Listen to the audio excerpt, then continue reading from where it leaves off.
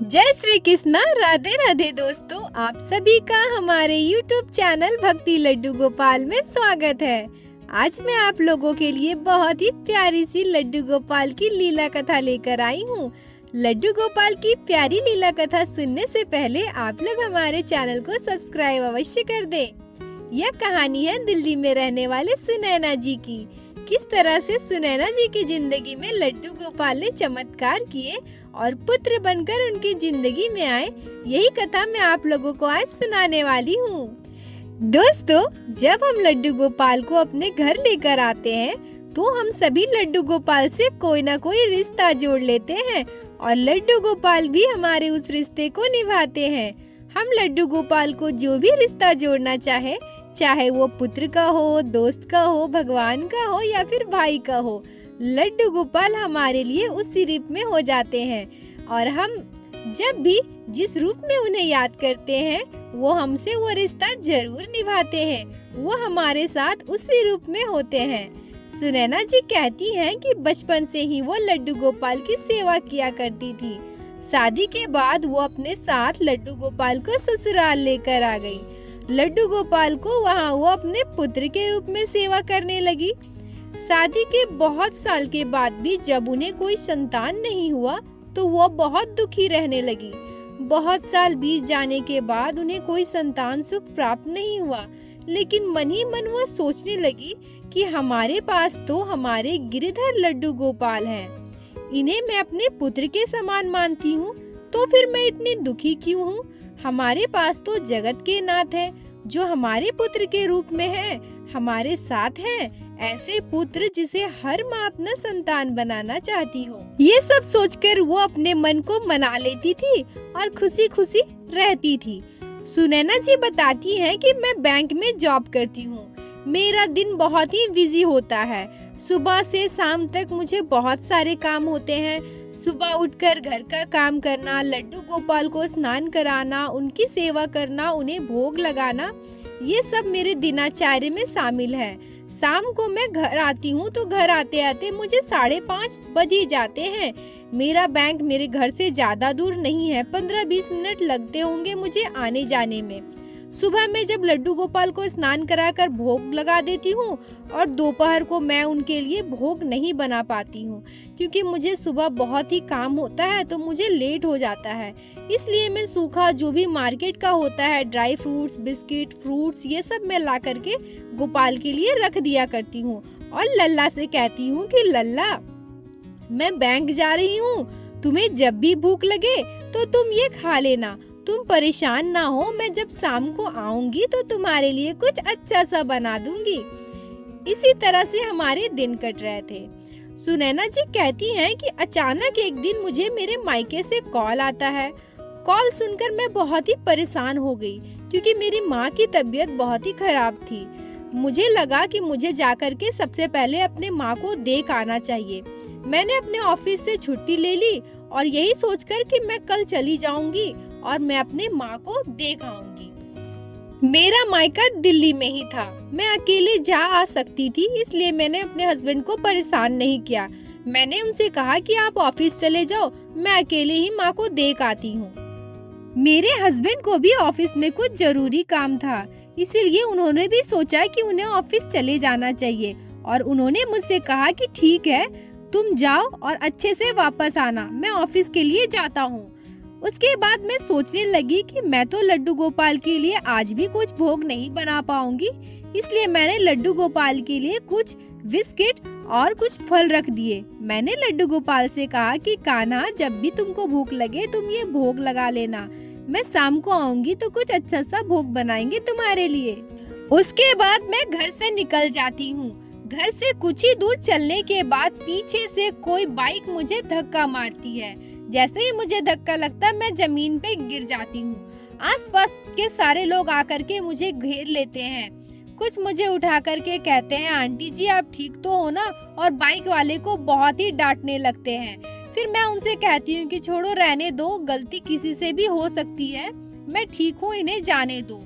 सभी लोग मुझसे कहते हैं कि चलो मैं आपको घर तक छोड़ देता हूँ। मैं सोचती हूँ कि अभी तो मुझे अपने मायके जाना है, मैं यहीं पे थोड़ा बैठ के देखती हूँ मुझे अच्छा लगेगा तो मैं खुद चली जाऊंगी।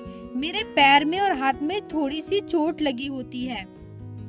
मैं उनसे कहती हूँ कि नहीं नहीं, आप लोग जाओ, मैं ठीक हूँ, मैं यहाँ थोड़ा आराम करूंगी, फिर मुझे यहाँ से कुछ बाहर भी जाना है। सभी लोग मुझे बेंच में बैठा देते हैं और चले जाते हैं।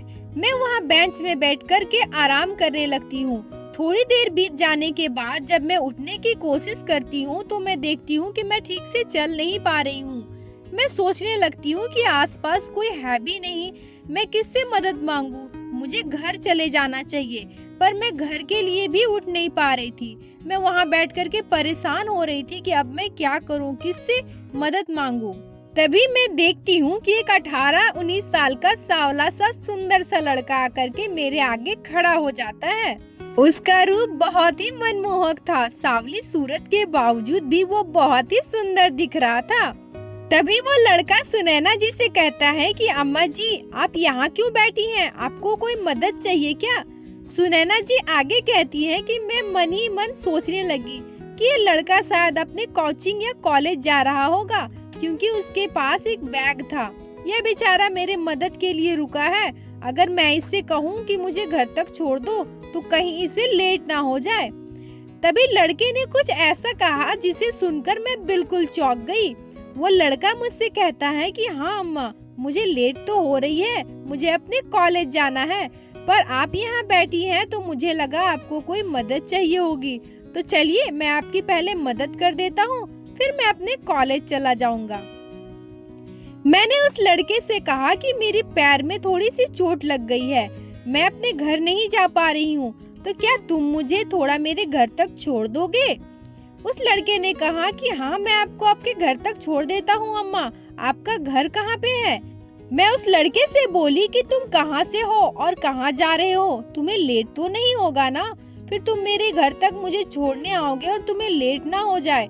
उस लड़के ने मुझसे कहा कि अम्मा, मैं यूपी से हूँ, कॉलेज में मैंने दिल्ली में एडमिशन लिया है, इसीलिए मैं अभी दिल्ली में ही रहता हूँ। मेरा नाम गिरिधर यादव है। मैं उस लड़के से बोली कि ठीक है, चलो तुम मुझे मेरे घर तक छोड़ दो। वो लड़का मुझे मेरे घर तक छोड़ने के लिए जाने लगा। रास्ते में हम दोनों बात करते हुए चल रहे थे। इसी तरह घर पहुंच गए और हमारी बहुत सारी बातें भी हो गई। घर पहुंचने के बाद मैंने अपने घर का लॉक खोला और उस लड़के को अंदर बुलाया। वह मुझे लेकर अंदर सोफे पर बैठा दिया। मैंने उससे कहा कि तुम यहाँ बैठो, मैं तुम्हारे लिए कुछ खाने पीने का लेकर आती हूँ। उस लड़के ने एक ऐसी बात बताई जिसे सुनकर आप भी चौंक जाओगे। वह कहता है कि नहीं मैया, आज मेरे टिफिन में बिस्किट्स और फल हैं, मैं उसी को खाऊंगा। मैंने कहा बिस्किट और फल, इससे पेट भरता है क्या? पूरा दिन बस क्या तुम बिस्किट और फल खाकर रहोगे? बहुत ही आश्चर्य की बात है। उस लड़के ने मुझसे कुछ भी नहीं कहा, बस एक प्यारी सी मुस्कान दे दी। उस लड़के ने मुझसे कहा कि अम्मा, आपके पैर में कहाँ पे चोट लगी है, जरा मुझे दिखाना। मैंने उससे मना किया। मैंने कहा कि नहीं, कोई बात नहीं, मैं डॉक्टर को बुला लूंगी, मैं उनसे दिखा लूंगी। तुम्हें लेट हो रहा होगा, तुम चले जाओ, तुमको तो अभी कॉलेज जाना है ना। वो बहुत जिद करने लगा। मैंने अपना पैर उसे दिखाया। देखो, यहाँ पे मुझे चोट लग गई है, मैं चल भी नहीं पा रही हूँ। उस लड़के ने अपने हाथ से 2-3 बार पैर पर दबाया, फिर मुझसे कहा कि अम्मा, आपके हाथ में भी तो चोट लगी है ना, आप फर्स्ट एड बॉक्स लेके आओ, जाओ आप लेके आओ, मैं आपकी पट्टी कर देता हूँ। मैंने उस लड़के से फिर मना किया। मैंने कहा कि बेटा, मैं बिल्कुल ठीक हूँ, तुम कॉलेज के लिए चले जाओ, वरना तुम्हें लेट हो जाएगा। वो लड़का मुझसे जिद करने लगा कि नहीं, जाओ आप फर्स्ट एड बॉक्स लेके आओ, मैं आपकी पट्टी करूँगा, तभी मैं जाऊँगा। मैं सच कहूँ तो उसके मुंह से अम्मा सब सुनकर मुझे बहुत ही प्यारा लग रहा था। मुझे ऐसा लग रहा था कि मुझे मेरा पुत्र मिल गया है, जो मुझे इतने प्यार से अम्मा बोल रहा है। मैं कुछ भी नहीं कही, मैं फर्स्ट एड बॉक्स लेने के लिए उठने लगी। मुझे बहुत ही आश्चर्य हुआ कि अभी मैं तो चल भी नहीं पा रही थी, खड़ी भी नहीं हो रही थी ठीक से, और अभी देखो मेरे बिल्कुल चल रही हूँ, मुझे पैर में कोई दिक्कत ही नहीं है। मैंने कुछ भी नहीं कहा, मैं फर्स्ट एड बॉक्स ले आई। लड़के ने मेरी पट्टी की और जाते जाते मुझसे कहा कि अम्मा ये लो मेरा कार्ड, अगर तुम्हें कभी भी किसी चीज की जरूरत हो तो तुम मुझे इस पते पर मिलना, मैं वहीं रहता हूँ। उसके बाद वो लड़का हमारे घर से चला गया। इसी तरह से दिन बीत गए। एक दिन मैं घर की साफ सफाई कर रही थी। साफ सफाई करने के दौरान मुझे उसका वो कार्ड मिला जिसपे उसका पता लिखा हुआ था। मैंने कार्ड में देखा तो उसका पता नजदीक का ही था। मैंने सोचा क्यों ना मैं एक बार उससे मिल लाऊं। उसने मेरी इतनी मदद की थी। मैं वो कार्ड लेकर उस पते पर पहुंची। वहां जाकर मुझे बड़ा ही आश्चर्य हुआ। वहां कोई भी कॉलेज नहीं था, ना कोई कोचिंग थी। मैं यहाँ वहाँ देखने लगी। तब मुझे वहाँ एक आदमी मिला। मैंने उससे पूछा कि भैया यह पता कहाँ पर है, आप बता सकते हो? उन्होंने मुझसे कहा कि ये पता तो यहीं का है। तो मैंने उनसे कहा कि यहाँ पर तो एक कॉलेज भी था ना। वो आदमी मुझसे कहने लगा कि यहाँ कोई भी कॉलेज नहीं है, पर हाँ ये कार्ड पर जो पता लिखा हुआ है वो यही गली से अंदर जाती है, आप वहाँ अंदर चले जाओ, आपको ये पता मिल जाएगा। मैंने उस आदमी को थैंक यू कहा और वहाँ गली से अंदर चली गई। उस गली के अंदर जाके मैंने कुछ ऐसा देखा जिसे देखकर मैं बिल्कुल ही सन्न हो गई, बिल्कुल आश्चर्य हो गई। मैंने वहाँ देखा कि आसपास ना कोई घर है, ना कोई कॉलेज, ना ही कोई कोचिंग। वहाँ है एक प्यारा सा सुंदर सा राधा कृष्ण का मंदिर। मैं वहाँ खड़ी रही। वहाँ खड़ी रहकर मैं सोचने लगी कि यह मेरे साथ क्या हो रहा है। उस दिन क्या हुआ था, वो लड़का कौन था, मुझे इस मंदिर का पता देकर क्यों गया है। तभी मैं उस मंदिर के अंदर जाती हूँ और पंडित जी को सारी बात बताती हूँ। पंडित जी मुस्कुराते हुए कहते हैं कि बेटी, लड्डू गोपाल हमारे कान्हा ने तुम्हारे साथ लीला की है। वो लीला करके चले भी गए और तुम समझ भी नहीं पाई। मैं उस मंदिर में बैठकर उस दिन बहुत रोई। मैंने लड्डू गोपाल से कहा, हे प्रभु, आप हमारे घर पे आए, मेरी इतनी मदद की और मैं आपको पहचान भी ना पाई। उसके बाद मैं कभी भी दोपहर में लड्डू गोपाल को फल का भोग या फिर बिस्किट का भोग नहीं लगाती थी। मैं समझ गई कि मेरे लड्डू गोपाल को फल और बिस्किट से पेट नहीं भरता। मैं हमेशा अपने प्यारे लड्डू गोपाल के दोपहर के भोग के लिए कुछ न कुछ प्रसाद बनाकर रख के जाया करती थी। बोलो बाके बिहारी लाल की जय, लड्डू गोपाल की जय, जय जय श्री राधे।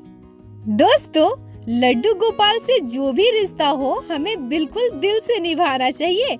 लड्डू गोपाल हमेशा हमारे साथ होते हैं। लड्डू गोपाल अपने भक्तों की सहायता अवश्य करते हैं। आप उनसे जो भी रिश्ता बनाओगे वह उसे बखूबी निभाएंगे।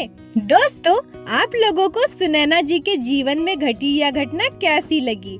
अगर आप लोगों के दिल को छुई हो, अगर अच्छी लगी हो तो कृपया वीडियो को लाइक करके अपने दोस्तों के साथ शेयर अवश्य करें और इस चैनल को सब्सक्राइब जरूर करें ताकि इसी तरह प्यारी प्यारी लड्डू गोपाल जी श्री बांके बिहारी जी की लीला कथा आप लोग हमारे चैनल पे सुन सको। मिलते हैं आप लोगों से इसी तरह एक प्यारे से लड्डू गोपाल और बांके बिहारी जी की नई कथा के साथ। राधे राधे दोस्तों।